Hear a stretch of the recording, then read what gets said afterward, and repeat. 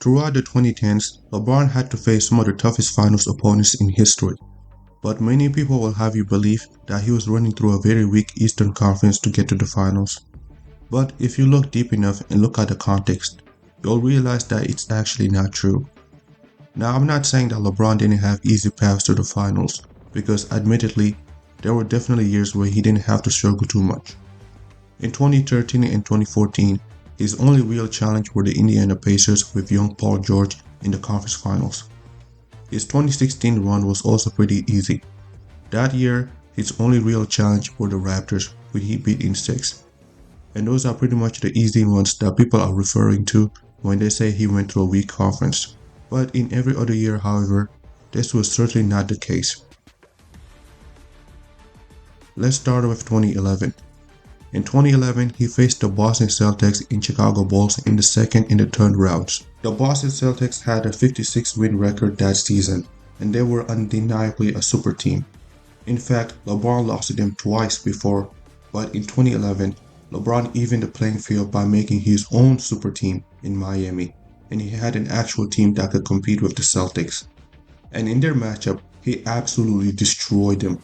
But don't let that make you forget that the Celtics were once a powerhouse who were just in the finals a year prior. Also in the conference finals in that same season, LeBron will also face the 62 number 1 seed Chicago Bulls led by that year's league MVP, Derrick Rose. And that Bulls team he matched up against went 3-0 against the Miami Heat in the regular season, so they were by no means weak. But just like Boston, they got absolutely destroyed. As impressive as LeBron's run was in 2011, his 2012 season was even more impressive and more challenging. During that postseason, he faced the Indiana Pacers without his third best player, Chris Bosh, who got injured in Game 1 and didn't come back until much later in the postseason. If this was any other team, their season would have been over right there and there. And in fact, we saw the same thing happen to the Celtics in 2009. KG got hurt that year and they got bounced out in the second round. But this is what makes LeBron different from everybody else, because after the Pacers went up 2-1 in that series, LeBron locked in and proceeded to annihilate them in 6. However, as insane as that was, in that same season, LeBron will also once again run into the pesky and annoying Celtics in the conference finals. The Celtics will prove to be more than a match as they pushed LeBron to his absolute limits in this series, and they were at one point up 3-2. But LeBron miraculously came back and won the series. Up to that point, that was LeBron's toughest challenge, and it was the series where he proved his greatness. But in the years that will follow, the competition in the East will only continue to increase.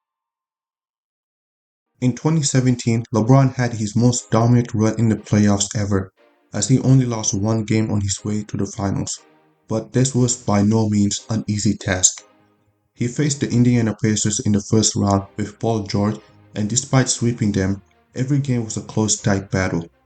Then in the next round, he faced the 51-win Raptors team who had 2 All-Stars and had the same identical record as his own team, but he also swept them. And finally in the conference finals, he faced the number 1 seed Boston Celtics with prime Isaiah Thomas, who was just as good of a point guard as Steph Curry that season. But despite the difficult challenge, LeBron also destroyed them, only losing one game in that series thanks to a game winner. However, as impressive as 2017 was, the most difficult and challenging runs that LeBron ever faced in the playoffs happened in 2015 and also in 2018. What he did in those seasons were absolutely insane.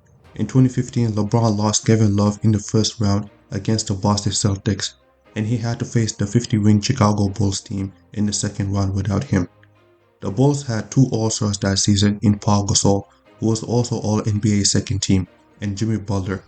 They also still had Derrick Rose with them, so they were very much a difficult team that LeBron had to play against with an injured Kyrie Irving and no Kevin Love.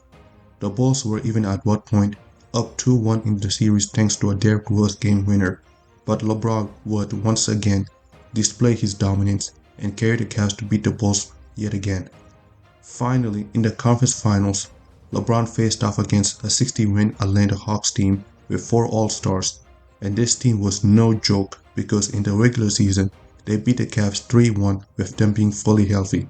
So you would think that they will absolutely destroy the Cavs without Kevin Love. But LeBron, I don't know how he did it.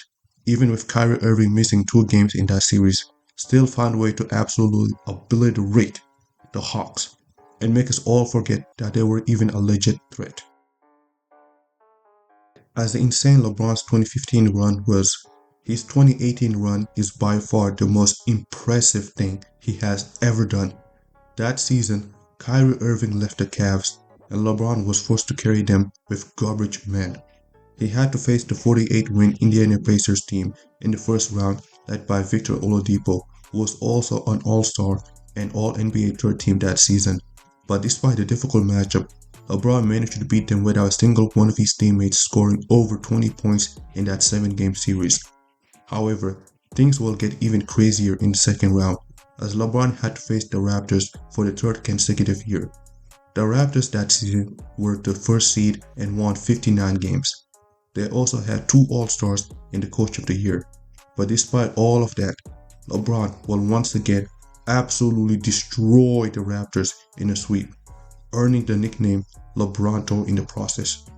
In the conference finals, LeBron faced the Boston Celtics for the very last time. The Boston Celtics were absolutely loaded and won 55 games that season, and they also pushed LeBron to 7 games. But in the end, LeBron would once again come out on top. What's crazy about this run is the fact that LeBron faced a 50-win team in every round, and he beat all of them with barely any help. As we can see, LeBron's finals run into East was not as easy as most people think. People want to downplay his accomplishments because they don't like the fact that he was so dominant, so they dismiss his competition as being weak.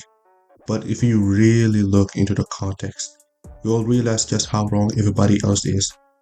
LeBron may not have faced the toughest Eastern Conference, but to call his competition weak is being disingenuous, because we can clearly see that no one has been able to replicate his dominance in the modern era. What LeBron did in those 8 years is not normal.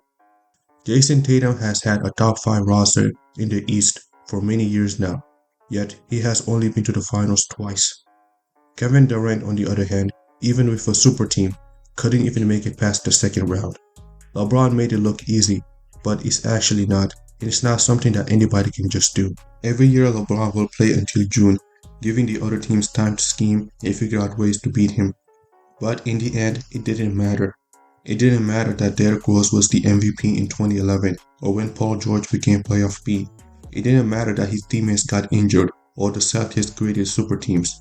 It didn't matter that the Atlanta Hawks won 60 games, and it definitely didn't matter when the Toronto Raptors were the number 1 seed. In the end, LeBron always found a way to come out on top, no matter what circumstance he is put in. And I think it's very disrespectful to call his competition weak just because no one could overcome him.